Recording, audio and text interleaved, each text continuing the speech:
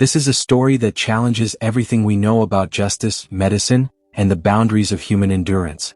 The protagonist was not a saintly figure untouched by life's tempests. She was a weary soul who had stumbled through doubts, hardships, and moments of wavering faith. But what unfolded in the sterile confines of an operating room would reveal that the mercy of the Virgin Mary transcends scalpels, scans, and scientific certainty, reaching into the depths of despair to orchestrate a redemption that no court or clinic could decree. Prepare to be astounded by one of the most profound miracles ever witnessed amid the beeps of monitors and the hum of fluorescent lights.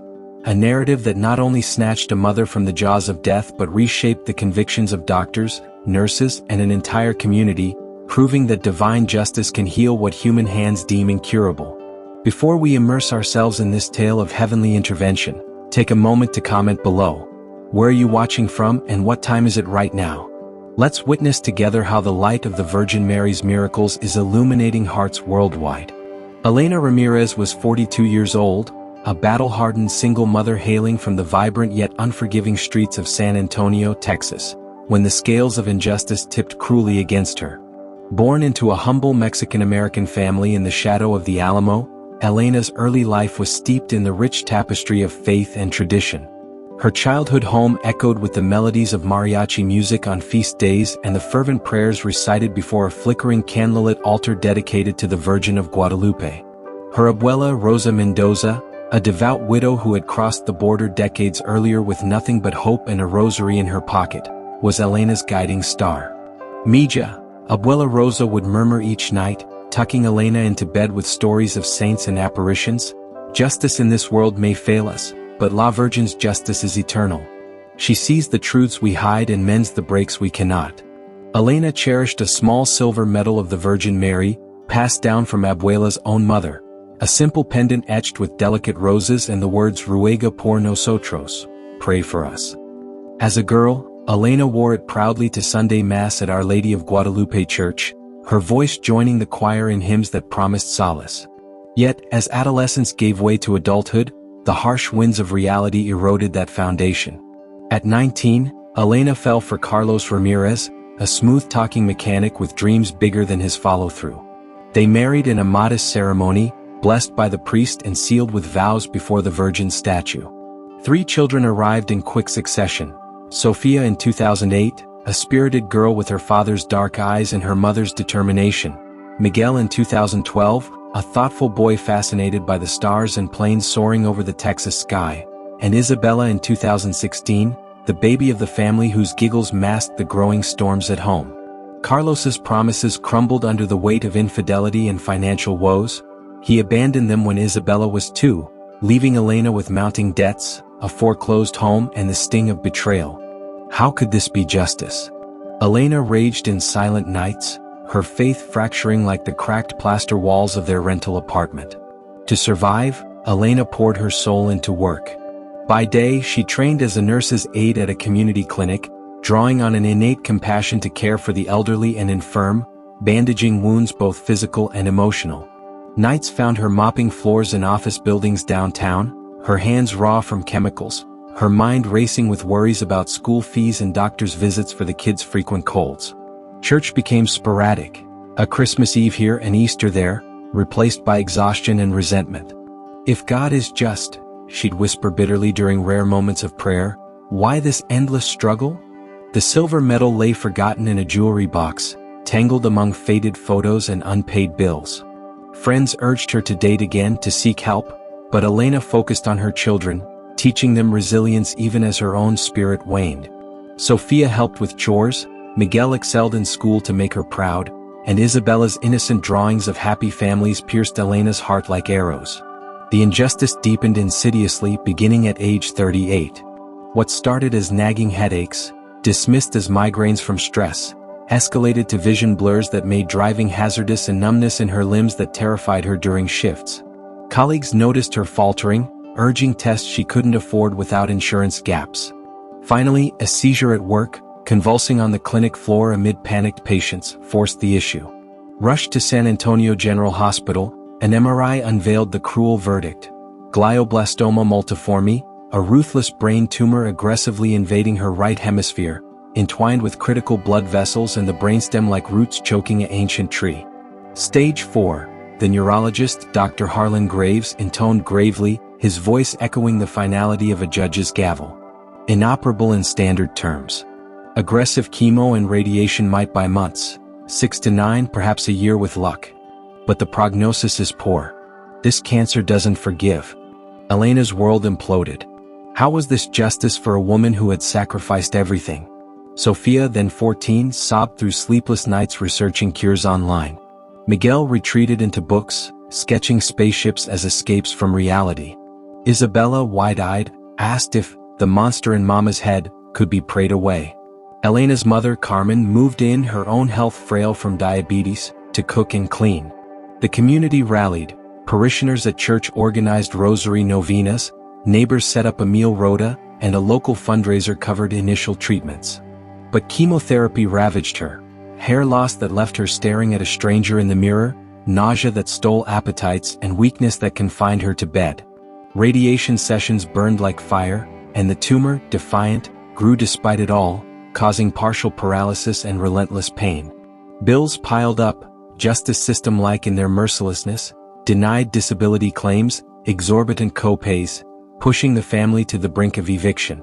In the depths of this trial, faith flickered back to life.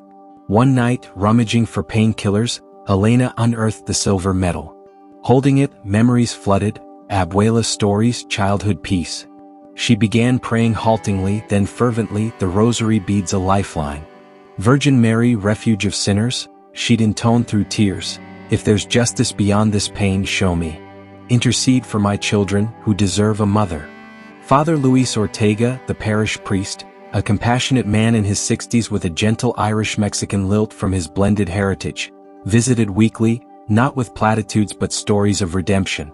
Elena, he'd say, God's justice isn't always immediate, but Mary's mercy is swift for those who call. Under his guidance, Elena attended virtual masses, her weakened voice joining prayers. The children participated, Sofia leading the Hail Marys, finding solace in routine. By early 2024, seizures intensified, vision failed entirely in one eye, and Elena's weight plummeted to under 100 pounds. Desperate, she consulted Dr. Amelia Voss at Houston General Hospital, a pioneering neurosurgeon flown in for consultations. Dr. Voss, 55, was a force, Harvard-trained, author of groundbreaking papers on brain tumors, and an avowed atheist who viewed faith as comforting folklore irrelevant to her scalpel. Reviewing scans, she shook her head. This tumor's a beast, location makes it suicidal to operate fully. But a debulking procedure could ease symptoms by time. Odds of survival through surgery, 8 to 10%. Complications could leave you vegetative. It's your call, but science says prepare for the end. Elena, clutching the medal in her pocket, signed the consents. I've exhausted earthly justice, doctor. Now I appeal to heaven. The surgery was set for October 15, 2024, a date etched in eternity. Preparations consumed the preceding weeks. Elena wrote heartfelt letters to her children. To Sofia, advice on strength and love. To Miguel, encouragement to chase stars. To Isabella, promises of eternal watch. Family vigils filled her room, cousins sharing tamales, friends singing hymns. On October 14th, the eve of the operation, Elena gathered her loved ones. The hospital air hummed with monitors and whispered fears. Carmen presented the silver medal, polished anew. Wear it into battle, Hija. La Virgin will tip the scales. They prayed the rosary collectively, voices uniting in decades of devotion, tears mingling with amens. Left alone as night deepened, Elena knelt awkwardly by her bed, wires tugging, body aching.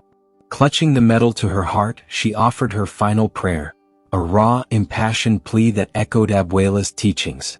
Holy Virgin Mary, Mother of Divine Justice, she sobbed softly, I've borne injustices great and small, abandonment, poverty, this cruel sickness. My children are innocent, spare them my fate. If your mercy knows no bounds, heal me in this hour of trial. Let your light expose the truth of my suffering and grant redemption. Intercede now as you did at Cana, turning water to wine, despair to joy. Amen. Peace enveloped her like a mantle, She slept deeply, the metal warm against her skin. October 15th dawned crisp and clinical. Wheeled into operating room 7 at 7 a.m., Elena was surrounded by a team of elites. Dr. Voss leading, assisted by Dr. Raj Patel, a skilled young surgeon of Indian descent.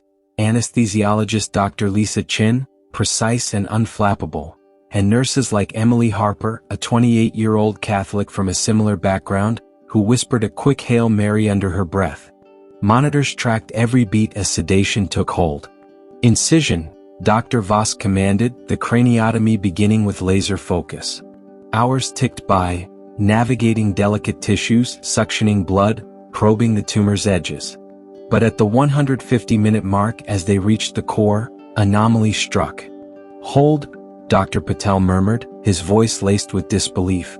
The mass, confirmed massive on pre-op scans mere hours prior, had diminished. Not shrunk, vanished in parts, retracted impossibly as if dissolving before their eyes. "Intra-op MRI, stat." Dr. Voss ordered, her composure cracking. The mobile scanner hummed, images flashing.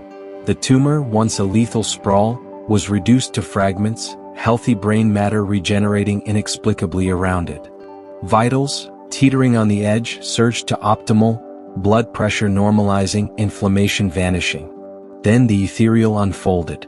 Nurse Harper noticed first, a subtle glow from Elena's hand draped at her side. "Doctor." Her fist, she gasped. Gently prying open the fingers, still clutching the metal despite protocols, the silver piece emanated a soft, celestial light, golden hues pulsing like a heartbeat, bathing the room in warmth that defied the chill air. No heat, no source, just radiance, fragrant faintly of roses, filling senses and souls. Dr. Chin staggered back, her monitors forgotten. This defies physics, biology, everything. Dr. Voss, hands trembling, touched the metal gingerly. It was cool, yet alive with luminescence. Hallucination? Trick of light. But all saw it. Techs freezing, recorders capturing the glow on video feeds. Panic and awe rippled.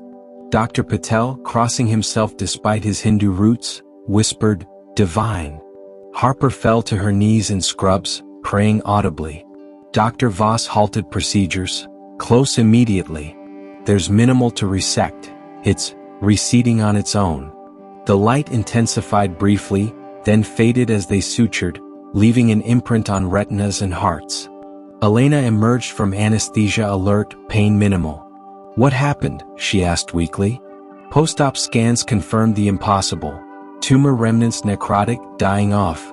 Brain healing at accelerated rates.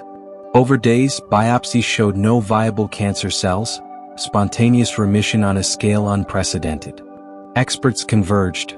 Oncologists from MD Anderson, neurologists worldwide, scrutinizing data. No explanation, they conceded in reports. As if externally eradicated. Ripples transformed lives. Dr. Voss, shattered, confessed in rounds, "I entered an atheist, I leave questioning." That light, it was justice manifest. She converted quietly, attending Mass, later founding a holistic clinic blending faith and medicine. Harper's prayer groups swelled, hospital chapels overflowed. Elena's family rejoiced. Community pilgrimages began to her home. Media dubbed it, the metal miracle, viral videos amassing millions. Discharged weeks later, Elena walked unaided, tumor-free per follow-ups. Compensation from odd donors funded her children's education. She established the Virgin's Justice Foundation, aiding low-income patients with medical debts and spiritual support. Father Ortega called it Mary's courtroom victory, overturning a death sentence. Elena thrived, seeing grandchildren, passing in 2052 at 70 medal in hand. Her story endures, a testament that when earthly justice fails, the Virgin's prevails, glowing through darkness, healing the unjustly afflicted. The medal, now in a church reliquary, occasionally glimmers still, reminding us, pray unceasingly. Our Lady hears, dispenses mercy, and rights wrongs in miraculous verdicts. If this account of faith's triumph has moved you, share it to kindle hope. Subscribe for more Virgin Mary miracles, and remember, in life's trials her justice shines eternal. No night too dark for her light.